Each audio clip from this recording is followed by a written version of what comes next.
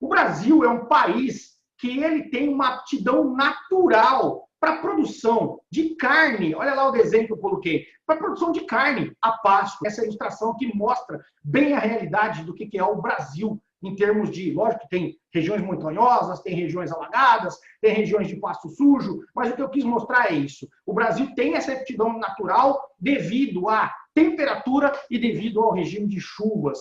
Poucas são as regiões do Brasil que realmente são desafiadoras, que trazem dificuldade para a produção de pasto, para a produção de carne a pasto. A grande maioria de todo esse nosso território, ele tem essa aptidão natural e é isso que a gente tem a oportunidade de explorar. E quando a gente olha esse outro slide que foi elaborado pela CNA com dados de 2020, muito recentes, do USDA, que é o Departamento Agrícola dos Estados Unidos, e eles compilaram esses dados mostrando a produção e exportação brasileira no ranking mundial. Isso é o quê? Dentro dos produtos do agronegócio, as commodities do agronegócio, como que está situado o Brasil no mundo? Isso com dados de 2019, o que é bastante recente. Então, de todos os produtos, de todas as commodities agrícolas, o Brasil é líder mundial, com um grande market share. E aqui a gente olha o nosso principal produto, que é a discussão desse tipo de conversa nosso, desse treinamento, a carne bovina. O Brasil está em segundo lugar na produção de carne bovina do mundo. Olha aqui, ó, esse primeiro quadradinho aqui. Ele está em primeiro lugar em ranking de exportações, isso para 2019, e ele tem um market share, ele tem uma participação de mercado de 22%. O Brasil produz 22% da carne mundial. É muito isso. A gente tem aqui o cenário de todas as outras commodities, mas dentro da pecuária, dentro do cenário que a gente trabalha, o Brasil é liderança. E também esse outro slide, ele traduz mais um pouco do impacto do que é o potencial do Brasil como um país pecuário, como um país produtor de carne. O Brasil está em segundo lugar como o maior rebanho do mundo. A gente perde para a Índia, que tem aproximadamente 282 milhões de cabeças de bovinos, e o Brasil tem próximo de 200, depende de onde você busca os dados, 215, 220, 205, 200, mas está por ali em segundo lugar. Isso daí porque o Brasil está em segundo lugar no volume de animais, mas explorando comercialmente, o Brasil tem o seu primeiro rebanho, porque a Índia, como muitos sabem, ela não explora comercialmente o bovino como uma oportunidade de negócio pecuário, é um bicho sagrado, não são abatidos. O Brasil já explora, e aí o Brasil toma o primeiro lugar, não como tamanho, mas sim como volume de animais comerciais. Seguidos do Brasil vem a China, vem os Estados Unidos, vem a União Europeia, a Argentina, a Austrália, o México, a Rússia e o Canadá. Tá bom? Esse aqui é o ranking dos maiores rebanhos do mundo. Então, nós estamos aqui trabalhando num país, se eu voltar um slide, 2 slides para trás, que tem aptidão natural para a produção de carne a pasto. É um país global, é um país gigante. Nós temos clima, nós temos chuva propício e nós temos área. Então, nós temos o maior rebanho. Então, o Brasil ele tem um potencial ainda muito maior ainda de explorar a pecuária de forma profissional. E aí, esse outro slide, ele mostra o que é bastante interessante, o perfil da ocupação de terras, segundo dados da Embrapa, olha aqui, um censo até relativamente recente, do perfil de ocupação de terra do território brasileiro. De todo esse nosso Brasil imenso que existe, 584 milhões de hectares ainda estão com vegetações nativas, não foram abertas. Nós temos 68% do nosso território preservado, com a sua vegetação original. E temos aqui 76 milhões de hectares, olha lá, com áreas utilizando na parte agrícola. A agricultura toma 8,9%, 9% do território brasileiro. Temos também 41 milhões de hectares com áreas urbanizadas, são as áreas tomadas pelas cidades. Equivale a 4, quase 5% do território brasileiro. E, por fim, nós temos 150 milhões de hectares em áreas de pastagens, e equivale a 17%. Então, esses daqui são os dados da ocupação do território nacional, segundo um levantamento da Embrapa. As áreas de pastagem no Brasil correspondem, as áreas de pastagem, esses 149 milhões de hectares, elas correspondem à somatória da área total da Alemanha, França, Espanha e Portugal. Somando todos esses países, dá a área de pasto que o Brasil aproveita. E a gente está aproveitando apenas 43,9% da área potencialmente agriculturável do Brasil. Ainda tem muito potencial a ser explorado.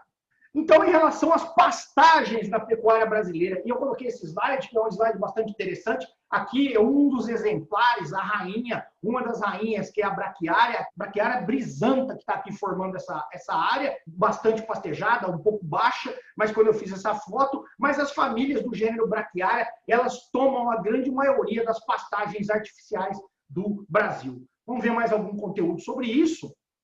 A importância econômica do manejo das pastagens para a produção animal brasileira. Levando em consideração, então, que o Brasil ele explora a pecuária via pasto, e esse país é tão grande, é tão continental, qual que são alguns dados estatísticos? Qual que são as referências que a gente tem que ter? E é muito importante isso quando eu faço o planejamento de uma propriedade, quando eu faço um diagnóstico, com qualquer um de vocês, eu vou bater um papo, a primeira coisa que eu quero saber é, quantos hectares você tem, quantos animais você tem, que tipo de gado você tem. Por quê? Porque na hora que a pessoa me fala aquele tipo de informação, na verdade, a informação, eu estou traduzindo tudo isso para esses indicadores aqui que interessam.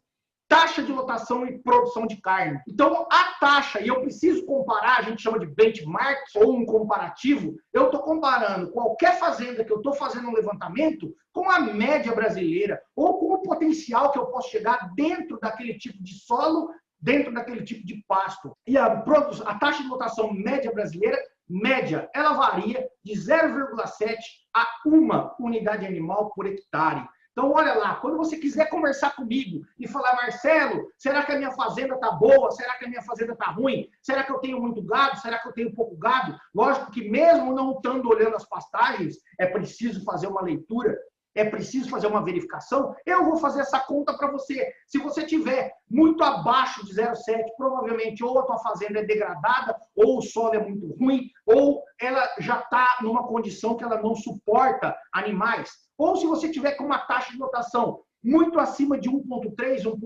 1,5, ou você está trabalhando em terras extremamente férteis, ou pastagens extremamente novas, ou você tem uma superlotação e isso vai acelerar o processo de degradação. Não dá para fugir dessa média. Por quê? Porque o Brasil, apesar de ser um país tão extenso, em termos de clima e solo, ele é bastante homogêneo. Eu vou tirar um pouco do Rio Grande do Sul ali como diferença, Santa Catarina como diferença. Agora, o resto todo, a aptidão primária dele, também talvez eu tire um pouquinho do Nordeste, talvez eu tire um pouquinho do Pantanal, mas o resto do Brasil, a aptidão primária dele é utilizar pastos do gênero braquiária. E quando a gente está pensando nisso, nós estamos pensando em produção de matéria seca determinada e taxas de lotação que vão estar muito próximas de 0,7 até no máximo 1,3, pastos não corrigidos, pastos não adubados. Então isso daí é o que a gente pode traduzir. E é importante então, conhecer essa média para fim de qualquer planejamento que você venha futuramente a fazer. E quando a gente vai analisar todas essas fazendas brasileiras, né, se eu pudesse pegar aqui e falar, olha, aqui é o Brasil Fazenda e a pecuária é um fazendão só, e quanto que esse Brasil produz? E a gente já tem esses dados estatísticos, eles são compilados, basicamente que todos os anos, e a produção de carne média brasileira, ela está entre 3 e 5 arrobas por hectare ano. Volta a ter uma nova pergunta que alguém pode falar assim, mas 3 a 5 arrobas por hectare, professor Marcelo, é bom ou é ruim? É péssimo. O Brasil ele é muito ruim em termos de produtividade. E como que a gente sabe isso? Porque a gente sabe o potencial que existe da pecuária, os cientistas, os pesquisadores, os estudiosos, estou me incluindo no meio de um deles, que levanta dados, que trabalha com fazendas, que dá consultoria. Então, os estudiosos, eles sabem que essas plantas que estão aqui, plantas forrageiras, o nosso pasto tem potencial para uma pecuária muito mais produtiva. O bovino, estudando seu hábito de crescimento, estudando seu potencial genético, tem potencial para um desempenho maior. Mas, devido a erros estratégicos de todas essas fazendas, tanto no manejo de suas fazendas, dos seus pastos, como na condução da sua pecuária, a gente tem basicamente uma pecuária de produção muito baixa. Então, 3 a 5 arrobas por hectare por ano é uma produtividade baixa demais e essa produtividade é quase que incompatível com uma lucratividade eficaz, uma lucratividade eficiente da atividade. É muito possível a gente ter acima de 10, 12 ou 14 arrobas por hectare sem grande intensificação, só com manejo, só com acerto de sistema de pecuária. Tá? Acima de 14 arrobas por hectare, talvez 15 arrobas por hectare, você ou tem que estar numa terra mais fértil ou você já tem que começar a intensificar a propriedade. Mas, volta lá. Poxa vida, Marcelo, quer dizer que se eu acertar o manejo da minha fazenda, eu acertar a atividade pecuária melhor, eu saio de 5 e pulo para 10? Pula. Eu faço isso com a maioria dos meus clientes e eu faço essa transição no máximo num período de 2 anos. Eu readequo o rebanho dos meus clientes, eu readequo a estratégia pecuária dos meus clientes e eles passam a ter uma produtividade e lucratividade muito maior. Bom, aqui um outro slide que a gente consegue visualizar que o pasto, ele é o principal alimento do rebanho brasileiro. Está aqui embaixo escrito, a pastagem compõe 99,6% da dieta dos bovinos. É muito interessante esses dados que foram compilados por Burg e Pagotto em 2002 e não mudou significativamente. Quando você pega o volume total de abates, nós estamos aqui com 46, quase 47 milhões de cabeças que são abatidas todos os anos, apenas 11% dos abates vieram de animais suplementados ou confinados. O resto tudo foi exclusivamente terminado a pasto. E quando você pega o rebanho total bovino brasileiro, 220 milhões de cabeças, apenas 2,8% anualmente está sendo abatido, suplementado ou confinado. Então, o pasto é o principal recurso que compõe a dieta, que produz a carne e que impulsiona a pecuária brasileira. E olha que loucura, e a gente ainda vê que o pasto está sendo mal manejado e se a gente acelerar, se a gente trabalhar melhor o pasto, esse potencial vai ser ainda muito maior.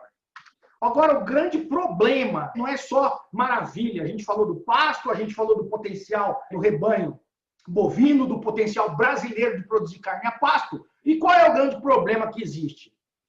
Existe uma grande área produzindo aquém do seu potencial. Aquém é abaixo do seu potencial. E o que é isso daí? Nós temos só 58 milhões de hectares, daqueles 149 milhões de hectares, em condição ideal de uso. Isso não dá nem 40%, dá 39% das pastagens do Brasil que estão boas. Existem 49 milhões de hectares em processo de degradação, que podem ainda ser recuperados, só com dados da Embrapa, olha lá, ó. E 42 milhões de hectares completamente degradados, precisando de reforma. Então, quando a gente soma 42 com 49 ou 28 com 33, nós temos aqui 61% das pastagens brasileiras degradadas ou em processo de degradação. São 91 milhões de hectares.